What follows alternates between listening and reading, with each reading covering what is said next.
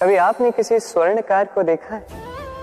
स्वर्ण उसका होता है, आभूषण बनाने की कला उसकी होती है, फिर भी वो बार बार स्वर्ण को गर्म करता है, हथौड़ी लेकर बार बार उस पर प्रहार करता है। इसलिए ताकि वो उस स्वर्ण को कुंदन बना सके, हर एक चोट के साथ उसमें छिपी खोट को निकाल सके। एक विवेकवान व्यक्ति को भी यही करना चाहिए। इससे पहले कि ये संसार चोट से आपको भंग कर दे, आप स्वयं में छिपी खोट को समझकर उसे निकालना सीखें। भले ही थोड़ी पीड़ा सहनी पड़े, ये कीजिए। अब यदि आपको कुंदन बनना है तो स्वयं को स्वयं का स्वर्णकार बनना ही होगा।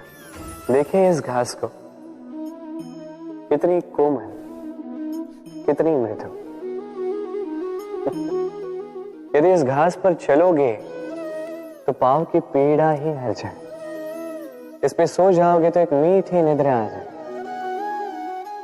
किंतु यदि इसी घास को आप ठीक से नहीं पकड़ोगे, ये आपकी उंगलियां भी काट सकती है।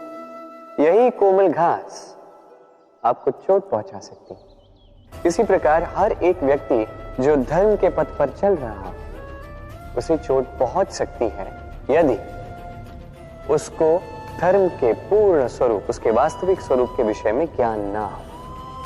इसलिए जीवन में जो भी वस्तु, व्यक्ति या अवसर आए, उसके बल के विषय में, उसकी दुर्बलता के विषय में पहले जानकारी प्राप्त कर लें, उसके पश्चात ही निर्णय लें।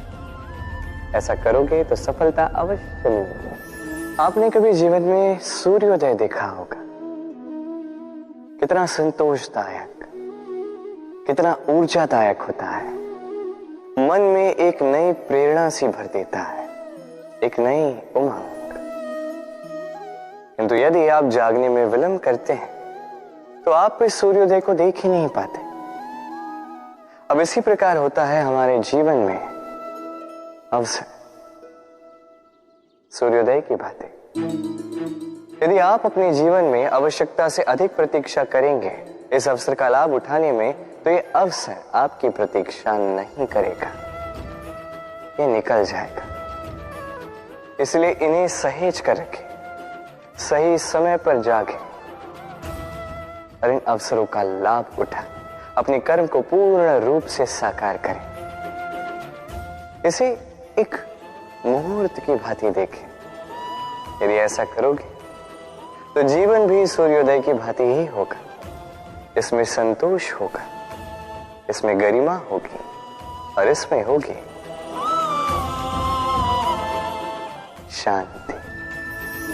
हम जीवन में ऐसे कई लोगों को जानते हैं जो अत्यंत शक्तिशाली होते हैं, स्वयं की परीक्षा देने में कभी नहीं चूकते, अत्यंत कठोर होते हैं, दृढ़ निश्चयी होते हैं, किंतु फिर भी उन्हें सफलता नहीं मिलती। क्यों? क्या कारण है इसका? लौह पुरुष जैसा व्यक्तित्व होने के पश्चात भी उन्हें सफलता क्यों प्राप्त नहीं होती? अब इसका उत्तर स्वयं उनके व्यक्तित्व में छिपा होता है। लौह पुरुष, लोहा। आपने कभी लोहे को देखा होगा, अत्यंत बलशाली, अत्यंत कठोर, किंतु केवल तब जब वो शांत होता है, शीतल होता है। उसे गर्म कीजिए, आप पाएंगे कि वो इतना कठोर नहीं रहा। उस पर एक छोटा सा प्रहार कीजिए और उसका आकार ही मुड़ जाता है। समझे? यदि आप भी जीवन में अपने बल से, अपने निरंतर प्रयासों से कुछ बड़ा करना चाहते हैं तो सर्वप्रथम इस मन को शांत कीजिए, इसे शीतल बनाए रखिए। जो भी जीवन में मिला उसमें संतोष पाना सीखिए। इस क्रोध की ऊष्मा से स्वयं को ना बदलिए।